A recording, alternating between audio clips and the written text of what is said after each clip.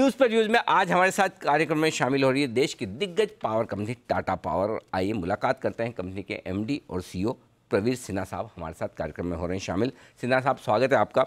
नतीजे हर एक फ्रंट पर अच्छे रहे, जो अनुमान था हमारे, लेकिन हाँ, एक ही जगह जहाँ पर बाजार थोड़ा सा निराश हुआ है कि पावर जनरेशन रेवेन्यू और टीएनडी रेवेन्यू यहाँ पर कमी आई है। टीएनडी रेवेन्यू तो बढ़ा है, लेकिन पावर जनरेशन रेवेन्यू जो 0.7% घट कर आया है। एक बार पहले नतीजे हमारे दर्शकों के सामने रख दूं और उसके बाद आपसे बात करूंगा मैं।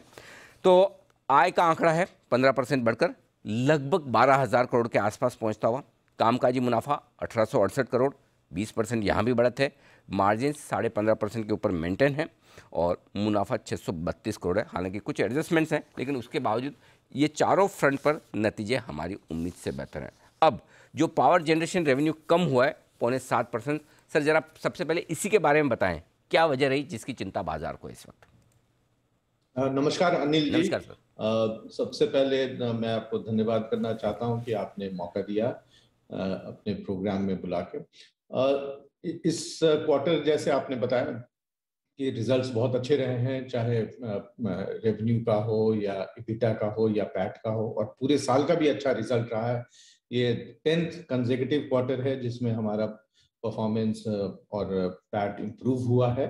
और ये आप देखिएगा एक बड़ा स्ट्रॉन्ग फाउंडेशन बन गया है कंपनी का, जहाँ पे ये अच्छा ग्रोथ दिखा रहा है क्वार्टर ऑन क्वार्टर। जहाँ तक आपने जनरेशन का बात के बारे में विषय में बात की, हमारा मुंद्रा प्लांट जो था वो काफी परेशानी से चल रहा है, आपको पता है, काफी सालों से, बिकॉज अंडर रिकवरी होता था। और पिछले क्वार्टर भी हमने सिर्फ एक यूनिट चलाया था बिकॉज कोल प्राइसेस काफी ज्यादा थे।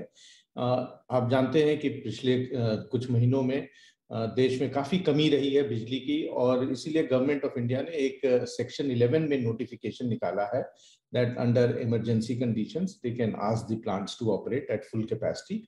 और जब यदि प्लांट ऑपरेट करेंगे तो उनका जो भी पूरा टैरिफ होता है, जो भी उसमें खर्चा होता है कोयला में या उसके ऑपरेशन पैरामीटर्स में, शिपिंग में, ट्रांसपोर्टेशन में, सो सब कॉस्ट आपको दिया जाएगा। सो ये कॉस्ट रिफ्लेक्टिव हो जाएगा।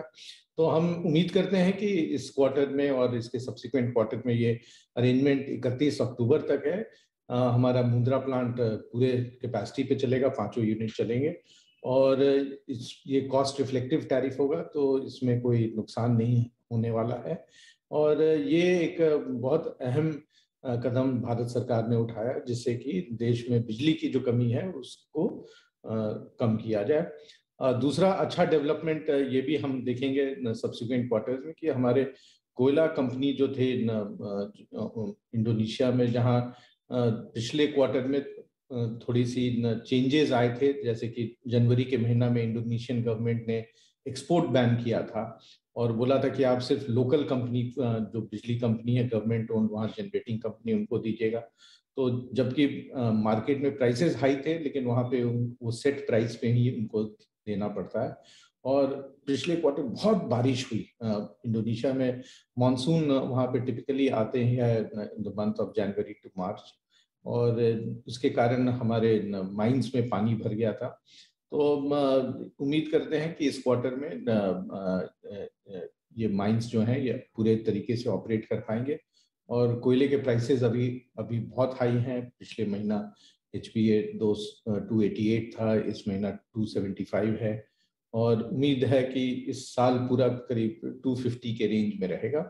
तो ये उसमें भी काफी मुनाफा आने वाला है। So all in all we expect कि अच्छे फाउंडेशन, अच्छे काम से कंपनी काफी तरक्की करेगी। तो एक चीज़ तो आपने बताई कि कोयले वाली परफॉर्मेंस तो इस क्वार्टर से ठीक हो जाएगी, क्योंकि फ्लड की वजह से, पानी की वजह से थोड़ी सी इस क्वार्टर में दिक्कतें रही, वो तो थोड़ी सी सीजनल या थोड़े समय के लिए थी। लेकिन दूसरा सर ये बताएं, जिसकी बात हम पावर जनरेशन रेवेन्यू की कर रहे थे, क्या ये भी इस तिमाही से, इस क्वार्टर से ऑन ट्रैक पहले जैसा हो जाएगा, भरपाई हो जाएगी इसकी भी सर? बिल्कुल सही है ना, क्योंकि मुंद्रा प्लांट जो हमारा, और सब हमारे जितने भी प्लांट्स हैं कोयले के, चाहे मैथन हो, प्रयागराज हो, ट्रॉम्बे है, ये तो पूरे कैपेसिटी पे अदरवाइज भी ऑपरेट कर रहे थे। बट मुंद्रा प्लांट सिर्फ एक यूनिट ऑपरेट हो रहा था। अब हम ये 4 यूनिट अभी ऑपरेट कर रहे हैं और कुछ दिनों में इसको 5वां यूनिट भी चला रहे हैं। तो ये 100% अवेबिलिटी पे रहेगा। इसका PLF 80-85% हो जाएगा। तो होपफुली नेक्स्ट 2 क्वार्टर्स तक ये फुल कैपेसिटी पे ही चलने वाला है। बिजली की रिक्वायरमेंट भी है देश में, और देश में ये जो कमी चल रही है बिजली का, उसको पूर्ति करने के लिए जरूरी है कि ये प्लांट पूरे कैपेसिटी पे चले। अच्छा सर, एक बड़ा मास्टर स्ट्रोक आपने किया है, वो जो ब्लैक रॉक का इन्वेस्टमेंट आया है कंपनी में, बड़ी वैल्यू अनलॉकिंग हुई है, लोगों को समझ में भी आया कि रिन्यूएबल कारोबार की कितनी बड़ी वैल्यू है कंपनी में। ये बताएं सर, अब वहाँ क्या स्टेप है, नेक्स्ट स्टेप क्या है उस डील को लेकर, कब तक कंप्लीट करने का आप इरादा रखते हैं? तो इसमें जो पहला स्टेप है नया कंपनी बनाने का और उनका इक्विटी इन्वेस्टमेंट का, ये जून एंड तक कंप्लीट हो जाएगा। जी। और जो सेकेंड स्टेप में उनको जो पैसा लाना है वो अगले 6 महीने में वो करेंगे। तो इससे क्या हो रहा है कि हमारे जो ग्रोथ प्लान्स हैं उसमें काफी सपोर्ट आ रहा है। आपने देखा होगा कि लास्ट वीक ही हमने 600 मेगावाट का यूटिलिटी स्केल प्रोजेक्ट जीता है। ये विंड एंड सोलर का कॉम्बिनेशन है। और इस साल हमारा बहुत बड़ा प्लान है रिन्यूएबल क्षेत्र में। सो करीब हम 3000 2500 से 3000 मेगावाट प्रोजेक्ट्स जीतेंगे, और करीब 1500 से 2000 इम्प्लीमेंट भी करेंगे, क्योंकि हमारे पास ऑलरेडी एग्जिस्टिंग ऑर्डर्स हैं यूटिलिटी स्केल के करीब 1500 के, और कुछ इस साल जो जीतेंगे उनको भी हम इम्प्लीमेंट करेंगे। तो बहुत अच्छा ये हमारा जो रिन्यूएबल प्लेटफॉर्म का ग्रोथ है, चाहे यूटिलिटी स्केल का हो या ईपीसी का हो या मैन्युफैक्चरिंग का या रूफटॉप सोलर, इसमें ये बहुत अहम कदम है हमारे लिए, और ये एक बहुत ही बड़ी भूमिका निभाएगी ये जो इन्वेस्टमेंट आ रहा है इसमें। ठीक बात है। तो सर, ये रही परफॉर्मेंस और आगे के आउटलुक पर टाटा पावर की तरफ से राय। धन्यवाद सर, समय देने के लिए और नतीजों पर विस्तार से बातचीत करने के लिए।